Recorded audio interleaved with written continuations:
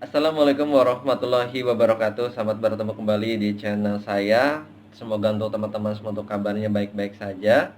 Nah, teman-teman, saat ini saya bantu untuk informasi saja buat teman-teman semua yang saat ini mungkin ingin cicil kendaraan motor ataupun lagi proses peralihan kendaraan motor.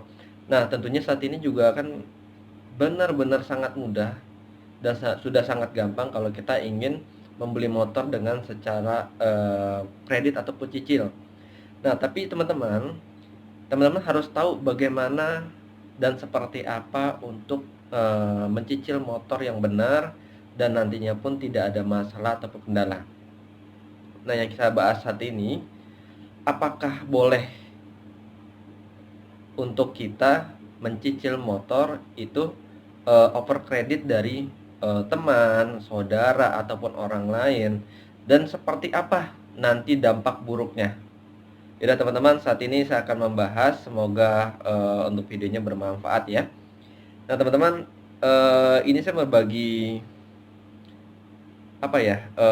pengetahuan saja buat teman-teman semua, hanya sekedar informasi saja. Mohon maaf apabila ada kesalahan.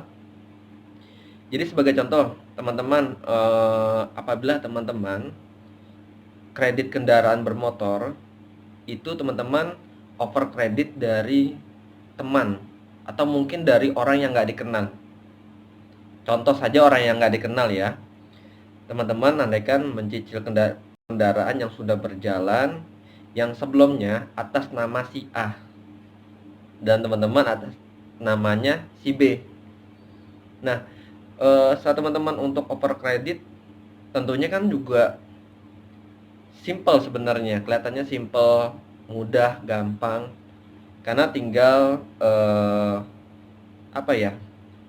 tinggal persetujuan saja dua pihak ini apakah menyetujui dengan hal tersebut.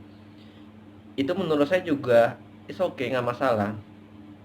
Tapi teman-teman harus tahu yang terdaftar, baik itu KTP ataupun pemilik kendaraannya, dan itu di STNK dan BPKB-nya itu atas nama si A.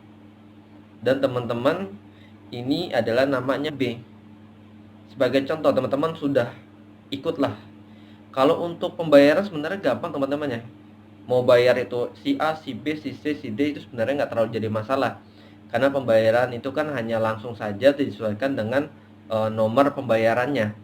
Mau itu di mana itu nggak masalah. Jadi inilah dampak buruknya teman-teman. Yang pertama, untuk yang sebagai orang yang over kredit ngasih ke perorangan atau dari A si B. Yang pertama, pihak leasing akan tetap beranggapan bahwa penanggung jawab kendaraannya adalah si A, atas nama si A.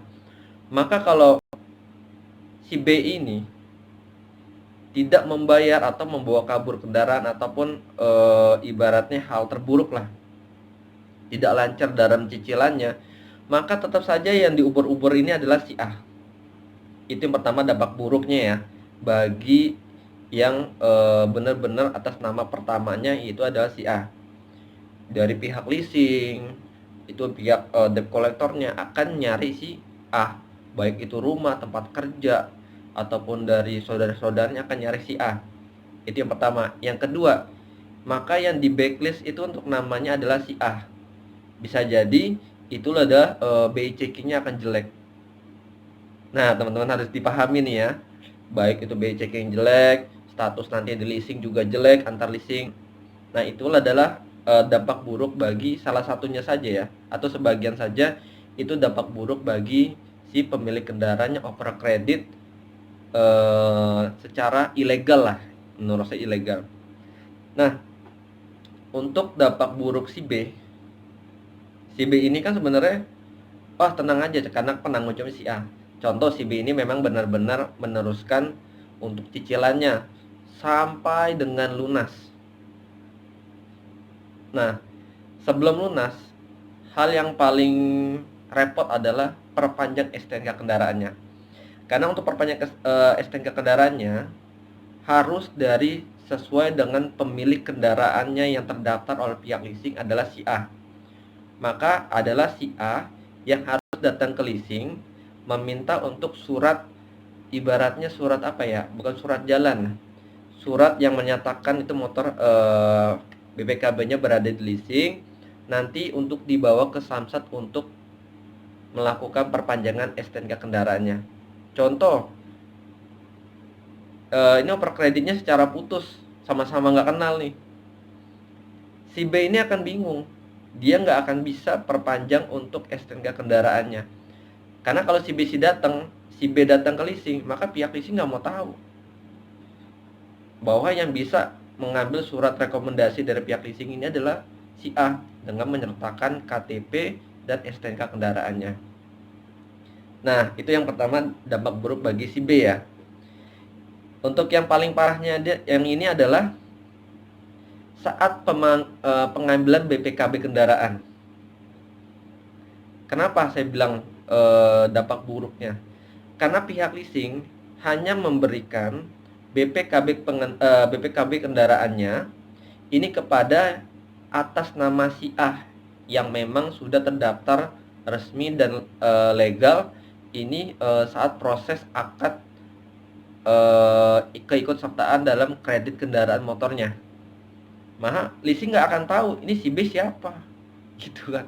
Jadi BPKB itu setahu saya nggak akan bisa dikasih oleh kepada si B, kecuali si A yang memang datang ke leasing untuk mewakilkan mengambil untuk BPKB kendaraan dan diberikan ke si B. Tapi itu kalau memang kenal, kalau memang si A mau ibarat menyempatkan dirinya untuk mengambil BPKB kendaraannya. Nah, teman-teman, ini kan benar-benar menurut saya benar-benar tidak menyarankan jangan untuk proses oper kredit ini secara ilegal. Karena ilegal ini dampaknya buruk bagi salah satu pihak ini, dua-duanya juga akan buruk dampaknya. Jadi untuk saran dari saya apabila teman-teman ingin merasa andaikan saya punya motor, saya udah nggak sanggup bayar nih, saya mau oper kredit ke teman saya yang memang mau untuk melanjutkan untuk oper kredit ini, meneruskan cicilannya. Nah, jadi teman-teman datang ke leasing beserta dengan pihak yang memang mau oper kreditnya, jadi meneruskan untuk cicilan ke depannya. Nanti datang ke leasing, nanti membuat untuk surat perjanjian. Jadi ibaratnya bukan melepaskan ya, jadi mengoper tanggung jawabnya ini kepada pihak si B yang memang diketahui dan disetujui oleh pihak leasing. Tapi jangan salah teman-teman, tidak semua ibaratnya meskipun si B ini saya sanggup bayar dan saya benar-benar, tapi kalau memang statusnya dari mungkin dilihat dari kerjaannya, tempat tinggalnya, status BI checkingnya, kalau memang jelek maka pihak leasing tidak menerima untuk status oper kredit tersebut. Jadi memang pihak kedua ataupun pihak yang memang menerima oper kredit itu memang kondisi finansialnya bagus, untuk namanya ibaratnya tidak backlist lah dari status BI checking. Jadi teman-teman apabila sudah disetujui dari pihak leasing, maka untuk kedepannya si B apabila dia selesai untuk meneruskan cicilannya untuk pengambilan BPKB-nya, maka bisa secara mudah. Jadi cukup si B saja yang mengambil BPKB kendaraannya, maka sudah akan diberikan oleh pihak leasing. Jadi teman-teman, itulah sedikit gambaran, sedikit apa yang bisa saya bantu untuk sampaikan.